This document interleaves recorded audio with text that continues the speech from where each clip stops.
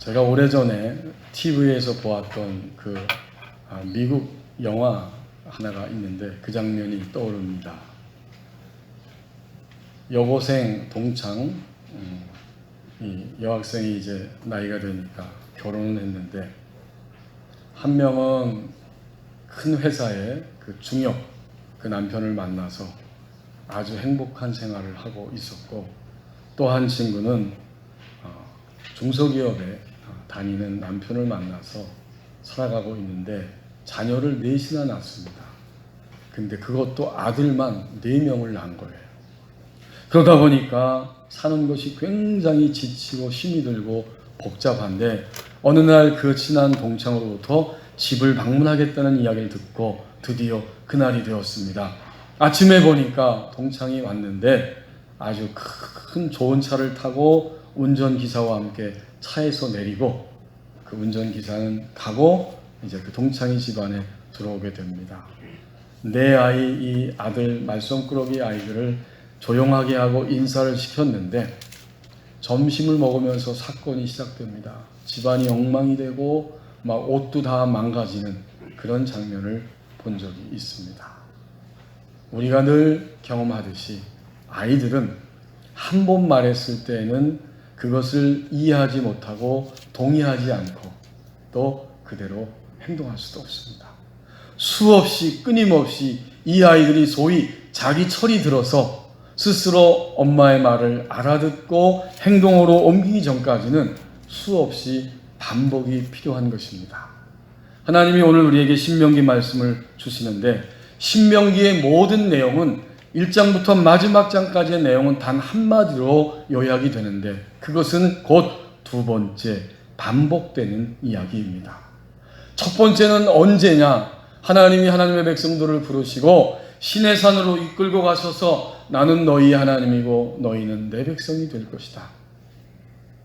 그리고 내 말에 순종하면 너희가 모든 민족 가운데 뛰어난 민족이 된다고 하는 언약 관계에 들어갔을 때, 이것이 첫 번째 신앙이 시작되는 이야기였다면, 이제는 애굽 땅에서 구출되어서 홍해를 건너면서 영적으로 보면 세례를 받았고, 드디어 광야로 들어가서 세례 받았기 때문에 하나님의 백성이 되었고, 그들은 누구냐? 오늘 24절 상반절 앞부분에 보면 너희의라는 그런 단어가 나오죠. 바로 그들입니다. 여기에 나오는 너희의 할 때 이 너희들은 적어도 구원받은 하나님의 백성입니다. 애굽에서 나와서 홍해를 건너서 광야에 들어간 구원받은 백성이 되었습니다. 그들은 하나님이 광야가 목표 지점이 아니고 하나님이 주시고자 하는 가나안 땅, 약속의 가나안, 현재적 하나님 나라를 맛보면서 안식을 누릴 수 있는 그 땅을 향해 가는 백성인데, 이제는 광야를 다 통과하기 직전 마지막 끝자락에 와 있습니다. 요 너희들이 바로 그들이에요. 광야 생활하면서 어른들은 다 죽었고 여호수아와 갈렙 외에 나머지는 20세 이상, 조병호 목사님의 표현대로 하면 만나 세대, 만나를 먹고 자란 세대 20세 이상과 그 여호수아와 갈렙 외에는 다 광야를 통과하지 못하고 죽었고, 이제는 그들이 광야 마지막 지점에 와 있습니다. 신명기 1장 첫 장 5절에 보면 그래서 기록하기를, 이 말씀은 이제 모세가 요단 동편 가나안 땅 약속의 땅이 보이는 바로 모압 평지에서 설명하기 시작한 말씀이다, 이렇게 이야기하고 있습니다. 첫 번째가 아니라 두 번째로 반복하는 이야기, 그 이야기를 가나안 땅에 들어가기 직전에 모압 평지에서 지금 듣고 있는 겁니다. 그런 거로 오늘 이 24절 상반절에 너희라고 말할 때 그들은 바로 구원받은 하나님의 백성을 의미합니다. 그렇습니다. 오늘 예배하는 우리 모두는 첫 번째 신앙 이야기를 가지고 있습니다. 우리가 주님을 믿을 때, 구원받은 백성이 되었다고 고백할 때, 세례받고 하나님의 자녀가 됐을 때 우리는 그것이 첫 번째 신앙의 이야기를 갖는 것입니다. 아멘. 우린 다 이미 신앙 이야기를 가지고 있는 사람들이에요. 그런데 오늘 여기 너희라고 표현된 이 사람들을 보면 안타깝게도 두 종류이죠. 말씀드린 것처럼 광야에 들어왔지만 광야를 통과하지 못하고 그 문턱에서 죽었어요. 그리고 만나 세대로서 20세 이상 이제 젊은이들은 하나님이 약속하신 약속의 땅을 향해 가야만 하는 사람들입니다. 이 광야 생활이 어떠했는지 우리는 고린도전서 10장 1절에서 11절까지의 말씀에 보면 생생하게 알 수 있습니다. 하나님이 거기서 바울의 입을 통해서 애굽에서 홍해를 건넌 것은 세례받은 것이고 그 물로 지나면서 세례받았기 때문에 구원받은 백성이 되었다. 이것이 광야에 들어온 하나님의 백성의 현실인데 7절에서 8절, 9절, 10절까지에 보면 그들은 광야 생활하면서 첫 번째 신앙의 이야기를 가지고 있었지만 그들은 우상 숭배했고 그들은 음행을 행했고 그들은 주님의 말씀을 믿지 못하고 시험하였고 그리고 마침내 그들은 그런 결과로 인해서 원망하다가 불평하다가 광야에서 다 멸망을 받았다. 성경이 성경을 해석하는데 구약시대의 이야기를 하나님이 영원한 하나님의 현재적 말씀으로 들려주시면서 고린도전서 10장 1절에서 11절에서 그렇게 해석해주고 있고 11절에서 이렇게 말합니다. 이 모든 것들은 오늘날 우리를 깨우치기 위해서 기록되어졌다. 그러니까 첫 번째 신앙 이야기를 가지고 있는 우리들이지만 우리들도 우상 숭배하고 음행을 행하고 또 주님을 말씀을 여전히 받아들이지 못하고 시험하고 그리고 종종 주님을 원망하면서 살고 있지 않느냐라고 첫 번째 신앙 가진 우리를 향해서 이렇게 도전하고 있는 겁니다.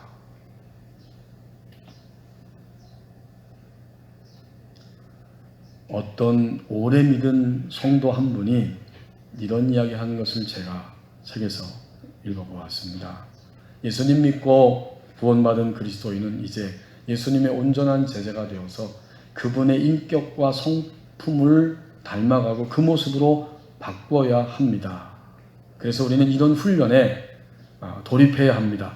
분노와 욕하는 감정을 벗어나는 법을 배우고 실천하는 3개월 훈련, 고의로 정욕을 쫓지 않고 탐심을 품지 않고 사는 법을 배우고 실천하는 6개월 훈련, 말장난을 그치고 진지하게 그리고 정직하게 말하고 행동하는 그런 삶을 살기 위해 실천하는 7개월 훈련, 나에게 침뱉는 자를 진심으로 축복하고 그들을 위해 기도할 수 있는 이런 배움과 실천을 위해서 5개월 훈련. 만약 우리 교회 게시판에 우리 교회 광고 주보에 이런 광고가 실렸다고 상상해 보십시오. 여러분 한번 상상해 보세요. 앞으로 우리 법원님께 모든 교우들은 저부터 시작해서 이렇게 이런 훈련을 하겠습니다. 누구부터? 나부터. 그래서 그 집사님은 이렇게 말합니다. 요즘 저는 A씨라는 욕을 없애기 위해 자체 훈련에 돌입했습니다. 심한 욕은 아니지만 욕 바로 전 단계라고 생각합니다. 처음에는 이런 말이 저의 입에서 나오는 줄 몰랐는데 같이 사는 아내가 스트레스 받거나 기분이 좋지 않으면 당신 입에서 가차없이 즉시로 튀어나오는 이상한 소리가 있는데 그걸 알고 있냐고. 그런 말이 내 입에서 나갔어? 난 전혀 모른다고. 이제 아내가 대신해서 그렇게 흉내를 내며 이 말을 딱 뱉었어요. 그 모습을 본 이 남편 집사님은 너무나 불편했습니다. 그리스도인 된 내가 내 입에서 조금만 상황이 달라지면 이런 말이 튀어나오다니. 이제 그 말을 없애기 위해서 훈련에 돌입하면서 기도하면서 나가는데 한 번 들어온 이 말이 쉽게 고쳐지지 않았습니다라고 고백하면서 몇 개월 걸릴지 또는 몇 년이 걸릴지 잘 모르겠습니다. 하지만 이 말을 다시 입 밖에 꺼내는 일은 그리스도인 된 나의 인격에 어울리지 않는다고 확신합니다. 첫 번째 신앙의 이야기를 누구든지 그리스도인이 되면 가지게 됩니다. 누구든지 첫 번째 신앙의 이야기를 가지고 있습니다. 바로 너희들이라고 오늘 본문에서 표현합니다. 이제 24절 중반절 말씀을 보십시오. 점점 자신의 영역을 감당하는 자가 된다고 말씀합니다.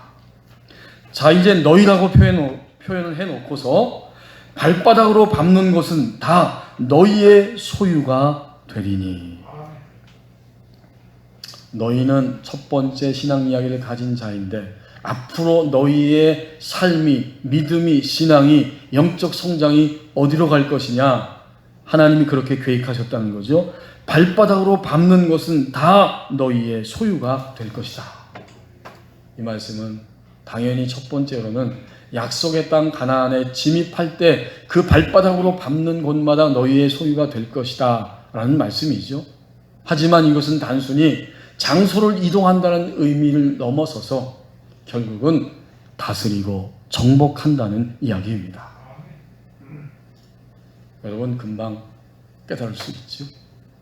우리는 점점 첫 번째 신앙 이야기를 가졌다면 우리의 삶의 영역, 내게 맡겨진 삶의 영역을 점점 다스리는 자가 된다는 거예요. 하나님이 그런 믿음의 손을 품으셨고 그렇게 하시기 위해서 우리를 부르셨다는 겁니다. 이렇게 발바닥으로 밟는 것, 여러분 어제 저녁에도 발바닥으로 밟고 계시다가 오늘 아침에 오셨잖아요. 결국 이것은 오늘 우리의 삶의 영역 전부를 의미하는 이야기입니다. 그 당시에는 이제 모세 이후에 이 20세 이상 만나 세대가 여호수아와 갈렙이 가나안 땅을 발로 밟으면서 가는 이야기였다면 오늘은 내가 오늘 살면서 내게 주어진 모든 삶의 영역을 다 이렇게 발바닥으로 밟아서 정복한다, 이런 표현을 해주고 있는 거예요. 우리는 오늘 내 마음을 먼저 발바닥으로 밟아야 합니다. 항상 마음에서부터 시작되고 마음에서부터 행동이 나가기 때문에 내 마음이 복잡합니다. 지금 내가 누군가를 도저히 용납할 수 없고 그 사람 때문에 너무 속이 상하고 힘이 듭니다. 그리고 온통 100%가 다 그 사람 때문이라고 생각하고 있습니다. 사실 그게 맞기도 합니다. 우리의 자녀들이, 우리의 직장에서 아무개가, 우리의 부모님 때문에, 우리의 자녀 때문에 가지가지의 많은 그런 것들이 우리를 둘러싸고 있는데 이게 바로 오늘 24절 중반절에서 말하고 있는 발바닥으로 밟는 곳입니다. 그것이 다 너희가 다스리고 능히 정복하는 그러한 소유지 땅이 될 것이다. 이건 한마디로 표현하면 결국 진리와의 치열한 싸움입니다. 첫 번째 신앙 이야기를 가지고 구원받은 백성은 그 다음에 싸우는 싸움은 진리와의 싸움인데 진리는 하나님의 말씀이잖아요. 내가 발바닥으로 밟고 살아가려고 하는데 그 모든 것들은 하나님의 말씀인 진리와의 치열한 싸움의 터전입니다. 내가 그 사람을 대하는 것, 나를 무시하는 사람, 나를 힘들게 하는 사람, 이제 진리와의 싸움이에요. 진리는 딱 나와 있어. 어디에? 하나님 말씀에 기록되어 있잖아요. 그러면 진리적으로 내가 판단하고 진리적으로 반응할 수 있을 것인가? 이 싸움을 우리는 하게 됩니다. 이것은 모든 그리스도인들이 거듭난 이후에 영적으로 성장해가면서 부딪히는 첫 번째 큰 싸움이에요. 믿음이 성장할 때는 갈등이 있는데 그 갈등은 다른 갈등이 아니라 진리와의 갈등입니다. 과연 하나님의 말씀이 내가 평생 목숨을 걸고 지킬 만한 확실한 진리이고 그런 가치가 있고 그런 능력이 있고 그런 약속의 축복이 임하는가? 이 싸움을 우리는 매일 싸우고 있습니다. 근데 그리스도인들은 종종 속아요. 말씀은 그렇게 이야기하지만 나는 그렇게 생각하고 말하고 행동할 수 없습니다. 사람인데 어떻게 그렇게 할 수 있어요? 그럼 우리 굶어 죽습니다. 그러면 우리 망합니다. 우리는 이런 말을 하면서 스스로 속고 있는 거예요. 그러니까 우리 안에 들어온 생각, 어떤 사람 때문에, 일들 때문에, 사건 때문에, 환경 때문에 내 안에 첫 번째로 딱 들어온 생각, 그것이 진리인지 아닌지를 먼저 판단하고자 하는 이 싸움이 있게 되고, 진리라고 알았을지라도 내가 과연 내 손해와 내 자존심과 내 체면과 이거와 관계없이 주님이 그렇게 하라고 했기 때문에 그 진리를 그대로 실천하고 행동으로 옮길 수 있는가, 이 치열한 싸움이 우리 안에 또 일어나게 됩니다. 그러면서 진리를 알고 진리를 실감하고 하나님의 말씀 진리대로 행동했을 때 내 안에 드디어 가나안 땅을 정복했던 그 시대 백성들처럼 우리의 삶의 영역을 다스리는 그런 감격과 안식의 삶이 나타나기 시작합니다. 오늘도 우리는 이 싸움을 싸우고 있는 거예요. 그러니까 성경을 보면 다시 한번 하나님께서 우리 성도들과 이 말씀을 나누기를 원하셔서 함께 이 말씀을 나눕니다. 우리 안에 들어오는 생각은 항상 출처가 있고 그 출처를 날카롭게 판단하고자 할 때 하나님이 우리를 도우십니다. 당연히 우리 안에 들어오는 생각은 곧 나의 생각이 있습니다.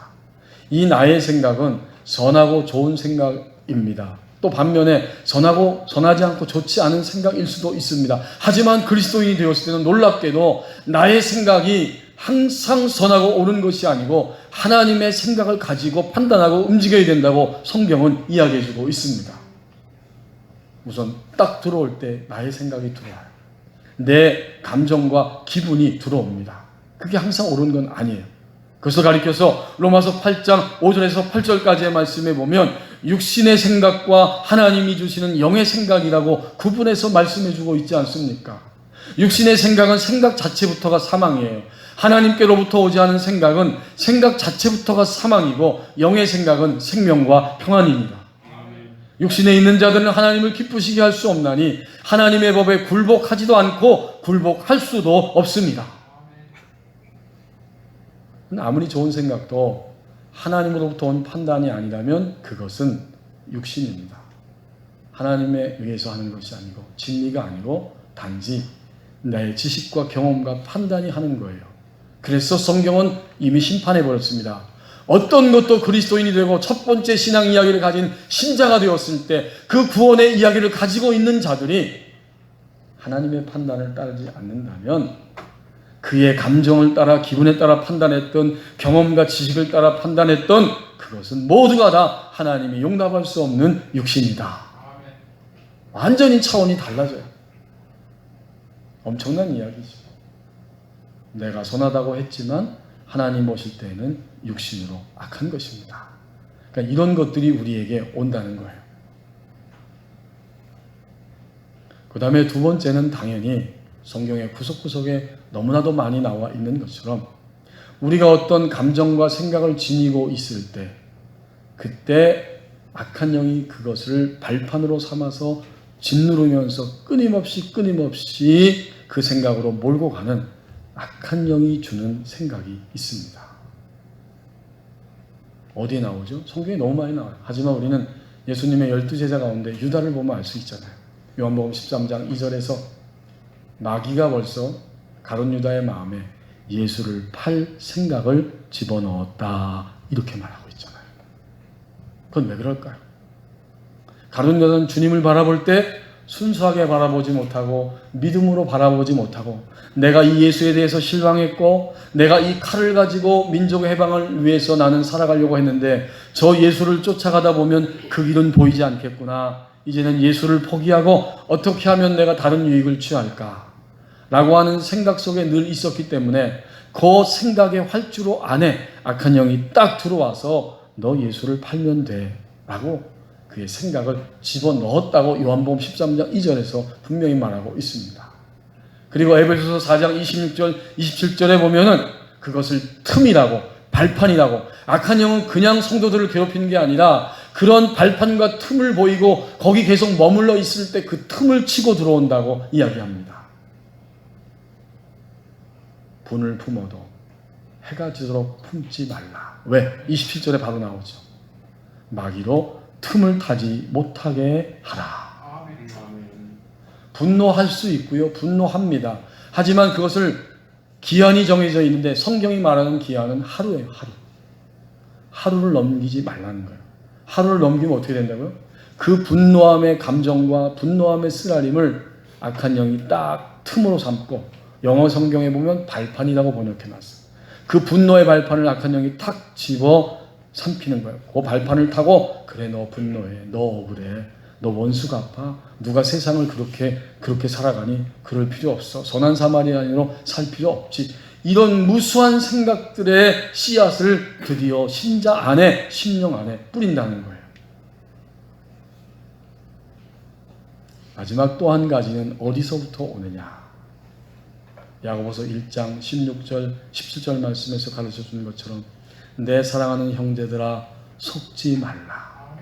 가장 좋은 선물과 온전한 그 선물들이 다 위로부터 빛들의 아버지께로부터 오나니. 그렇군요.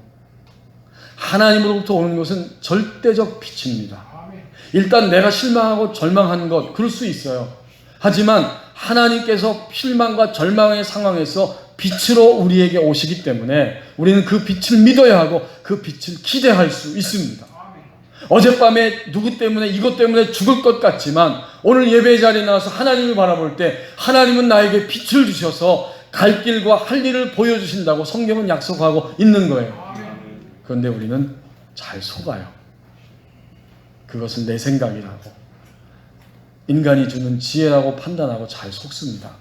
그런 걸로 하나님이 야고보 사도의 입을 통해서 내 사랑하는 형제들아 속지 말라. 여러 통로가 우리에게 있고 우리에게 다가오는데 각양 좋은 은사와 온전한 선물은 위로부터 빛 대신 아버지께로부터만 내려온다. 나머지는 뭘까요? 나의 육신, 내 지정의를 포함한 몸의 본성을 타고 나오는 반응과 생각들이고, 그것이 계속 품고 있으면 악한 영이 뿌려놓는 씨앗의 생각들이라는 겁니다. 이 모든 과정이 무엇입니까? 진리와의 싸움입니다.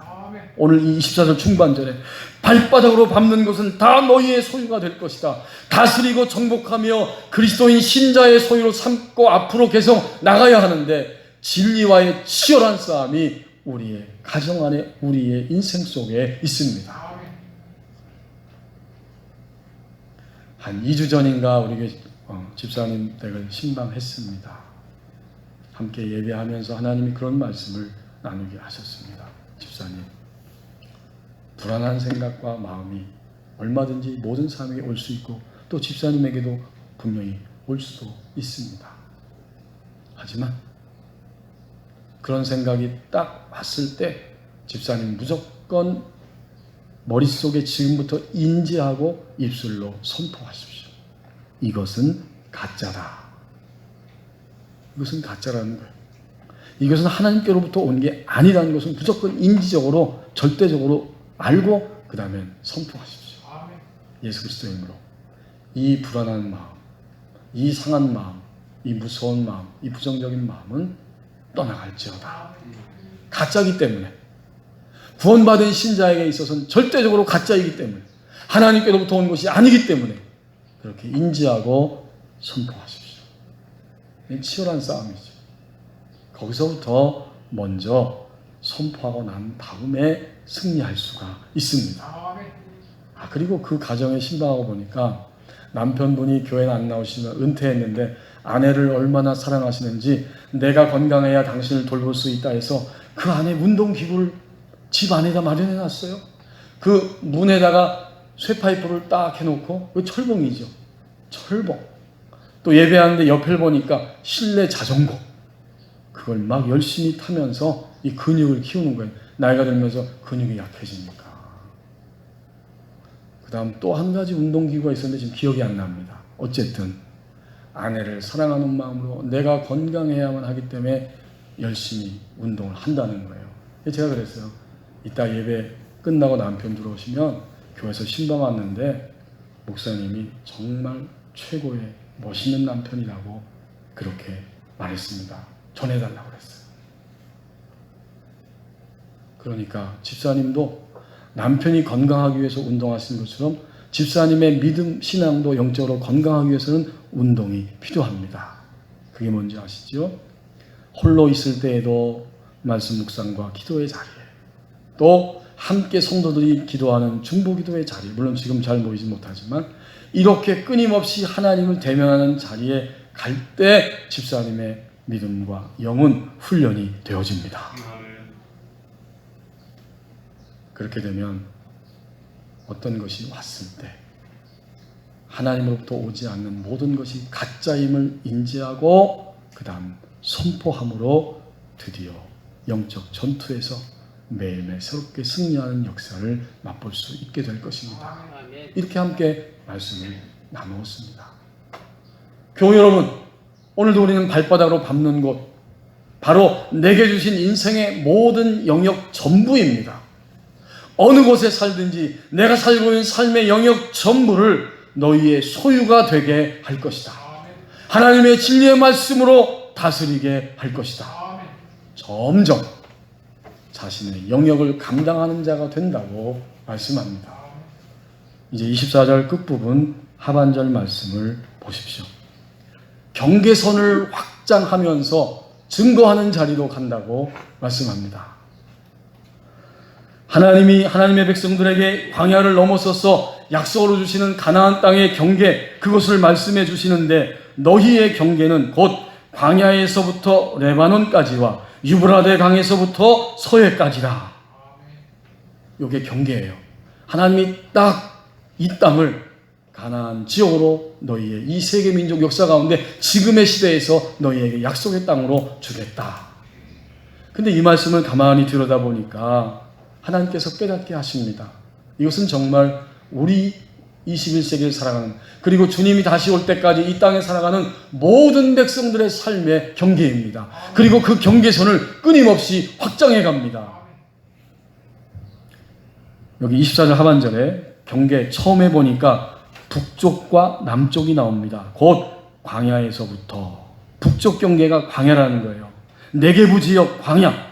그리고 남쪽 경계는 어딘가 봤더니 레바논 지역, 레바논 그 북쪽의 산지입니다. 자, 그러니까 북쪽 광야에서부터 남쪽 레바논까지가 너의 그 경계가 될 것이고, 이번에는 동쪽과 서쪽입니다.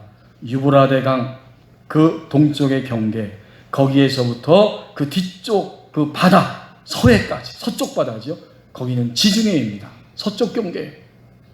결국에는 동서남북입니다. 여러분, 이 말씀이 우리에게 뭘 요구하는지 분명히 깨달을 수 있죠. 동서남북이에요. 이제는 동서남북, 내가 어느 지역을 향해 가든지 어느 도시에 가 살든지 누구를 만나든지 어떤 직장을 우리가 들어가게 되든지 우리의 삶 전부입니다. 동서남북. 이 경계를 넘어서는데 어떻게? 우리는 이제 요 중반절 말씀하고는 다른 차원에 올라온 거예요. 중반절에서는 진리와의 치열한 싸움이 있었지만 이 하반절에 와서는 그 경계선을 점점 더 쉽게 확장해 갑니다. 동쪽에 갔더니 아무개를 만났네. 서쪽에 갔더니 저 사람을 만나네. 이거 우리의 경계. 우리는 말씀대로 하면 넘어설 수 없다고 생각하고 말씀대로 하면 이 경계는 할 수 없다는 것이 우리 속에 있었지만 이제 이 24절 하반절 끝부분의 신앙의 자리에 갔을 때에는 그 경계선을 점점 확장하면서 자신의 인생을 살아가기 시작합니다. 동서남북 어디에 가든지. 저는 의정부에서 저희 부모님이 계셨기 때문에 거기서 태어나서 거기서 살았어요. 그때 북쪽이었죠. 근데 사명을 받아서 신학대학원 대학 졸업하고 이제 사역을 하는데 서울의 구로동 지역에 갔어요. 그 이외에도 또 부목사 생활 섬기면서, 부교육자로 섬기면서 서울 지역에 있고, 아시는 것처럼 연신교회 연신내에 있었습니다. 거긴 또 서울 지역이었어요. 그런데 제가 더 북쪽 땅, 이 법원리로 올 거라고 누가 상상했겠습니까? 저의 예측에는 전혀 없는 땅이 이 법원리 땅입니다. 근데 북쪽으로 왔어요. 여러분 지금까지 사시면서 동서남북 어느 쪽에서 사셨어요? 오늘 말씀은 우리의 삶의 의미를 새롭게 가르쳐 줍니다. 하나님이 가나안의 현재적 하나님 나라를 누리고 증거하는 신자의 삶을 살아가게 하시는 데는 동서남북 어느 곳이든지 다 상관이 없습니다. 거기서 이제는 하나님의 말씀, 진리가 뭔지를 더 쉽게 알아보고 더 쉽게 반응하고 더 쉽게 그 말씀대로 행동하게 됩니다. 이게 뭐예요? 경계선을 점점 확장해가는 거예요.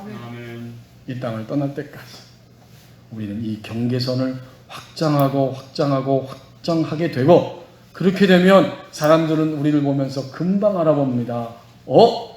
저 아무개, 저 교원이 교회, 저 교우, 저 신자, 저 사람에게 생명이 나타나고 있네. 여러분, 생명은 강요하는 게 생명이 아니야. 금방 느끼고, 불신자들도 심지어 성경에 기록된 대로 악한 영도 생명에 충만한 사람을 알아보게 됩니다. 금방 하는 거예요. 그래서 증거하게 돼요. 증거해라가 아니고 생명으로 채워져서 경계선이 확장되면 드디어 나를 통해서 나타나는 것은 생명의 향기입니다. 그러니까 이 24절 하반절에서 북쪽과 남쪽, 동쪽과 서쪽, 서해까지다. 이 말은 생명의 단계에 들어가면서 우리의 삶이 점점 더 경계선을 허물어뜨리면서 사람들에게 증거하는 자리로 간다는 말씀을 여기서 기록해주고 있습니다. 오래 신앙생활했던 어떤 집사님 한 분이 온누리교회에서 기도학교를 하는데 참여하면서 한 주, 두 주, 석주 참여하면서 자신의 모습을 발견하게 되었다고 고백한 글을 제가 읽어보았습니다. 그 기도학교 목사님 강의를 쭉 들으면서 내가 얼마나 폭력적인 언어를 우리 아이들에게 퍼부었는가. 이 집사님은 비교적 그 지역에서 잘 사는 분이었어요. 근데 최근에 기도학교 오기 직전에 남편의 사업 실패로 망하게 되고 살고 있던 마지막 한 채 아파트까지 처분하니까 이제 더 이상 살 기력이 없는 상태입니다. 그렇게 하고서 기도학교에 와서 말씀을 들으면서 깨닫습니다. 그러니까 마음속에 내가 이 모든 상황에서 남편을 다시 위로하고 격려하고 남편을 세워야겠다라고 생각은 하는데 속마음에서는 남편과 싸우라고 아우성을 친다는 거예요. 너무 괴롭고 힘이 듭니다. 하지만 그 강의를 들으면서 점점 하나님 말씀대로만 해야 된다. 그 결심이 들어서 이제 행동에 옮기기로 작정했습니다. 더군다나 이 집사님이 과거에 막 퍼부은 말 때문에 자녀 가운데 둘째 아이가, 이 아들이 사춘기가 되니까 이제는 공부는 완전 뒷전이고 매일같이 그는 집에 와서 잠만 자는 거예요.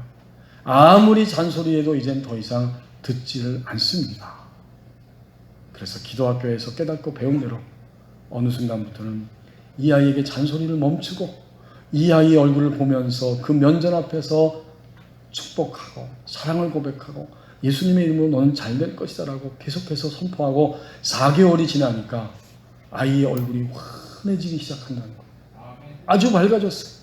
사람들이 이야기하기를 집사님 그 둘째 아이는 꽃미남 같아. 심지어 그런 이야기를 들었다는 거예요.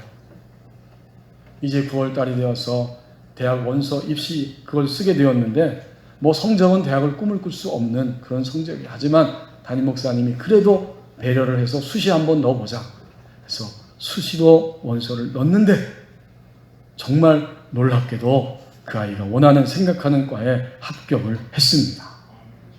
여러분은 별로 놀라지 않지만 저는 그 이야기 들으면서 굉장히 놀랐어요.